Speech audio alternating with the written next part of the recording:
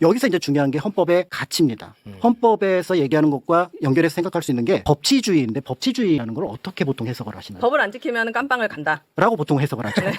그런데 실제로 헌법을 기반으로 한 법치주의는 뭐냐면 국가 권력이라고 하는 것들은 항상 넘칠 수 있으니 그거를 헌법이 통제하는 겁니다. 그래서 국민의 기본권을 지키는 것을 민주주의의 법치라고 얘기를 하는 거죠. 그러니까 통치의 개념이 아니라 그 통치의 권력을 제한해서 국민의 기본권을 지키는 걸 법치주의라고 하기 때문에 헌법의 가치는 그런 것이지 헌법이 국민을 통제하는 것이 아닙니다. 그래서 그거를 보호하기 위해서 헌법재판소를 이제 설치했다 이렇게 이제 볼 수가 있는데요. 이런 것들을 이제 염두에 둔다고 한다 그러면은 사실은 이제 우리가 이제 개헌 얘기를 할 때 보통 우리가 정치의 최고 위에서 뭐 권력 구조에 대한 얘기들을 많이 하는 부분들이 있는데 권력 구조가 아니라 아까 처음 말씀드렸던 것처럼 이 헌법 제대로 지키고 있습니까? 안 지켰을 때 어떤 어떤 그 법률적인 제재를 받을 수 있습니까? 이게 우선이 돼야 되는 부분들이 맞을 것 같고요. 네. 그다음에 무엇보다도 이 헌법은 그렇기 때문에 이 법치주의를 무너뜨리려고 하는 권력의 욕망이 있습니다. 그러니까 87년 헌법에서 뭘 도입을 하냐면은 헌법 개정을 어렵게 만들었어요.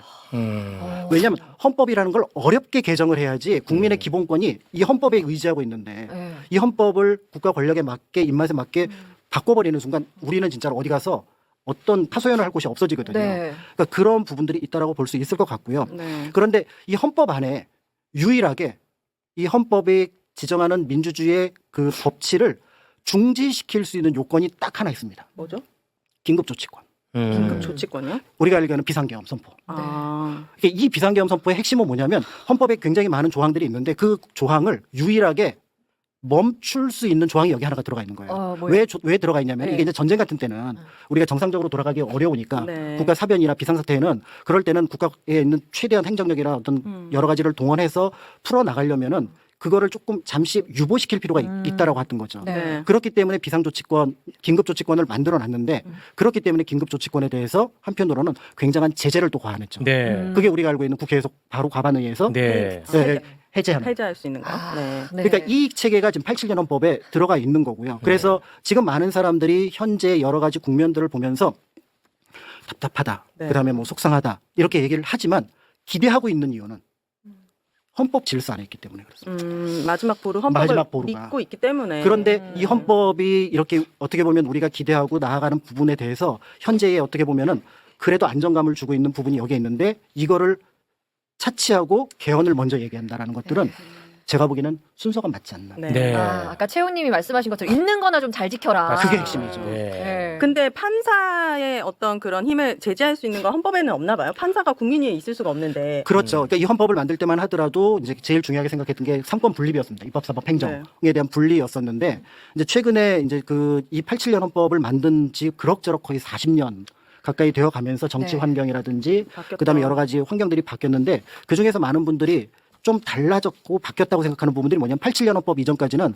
가장 국가 권력을 그러니까 헌법 질서를 무너뜨릴 수 있는 세력을 군대로 봤습니다. 근데 네. 지금은 사법제도가 조금 검찰. 헌법 질서하고 네. 안 맞게 나아가는구나. 네. 라고 생각을 하고 있는 부분들이 있다라는 거죠. 그러니까 네.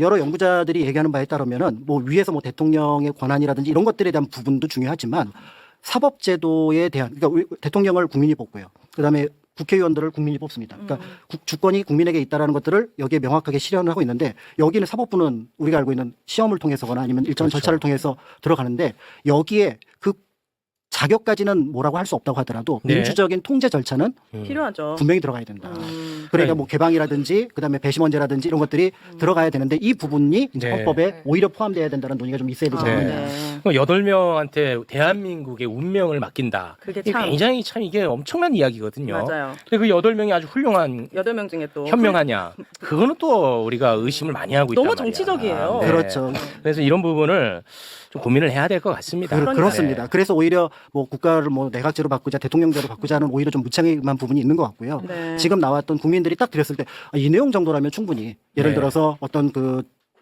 국민이 투표로 뽑은 대표에 대해서는 뭐 해임도 탄핵도 네. 국민이 한다거나 뭐 네. 이런 어떤 방식들을 좀 적용을 하는 것들 네. 이런 것들이 오히려 더 필요하지 않겠나 이런 네, 생각이 듭니다. 알겠습니다. 네.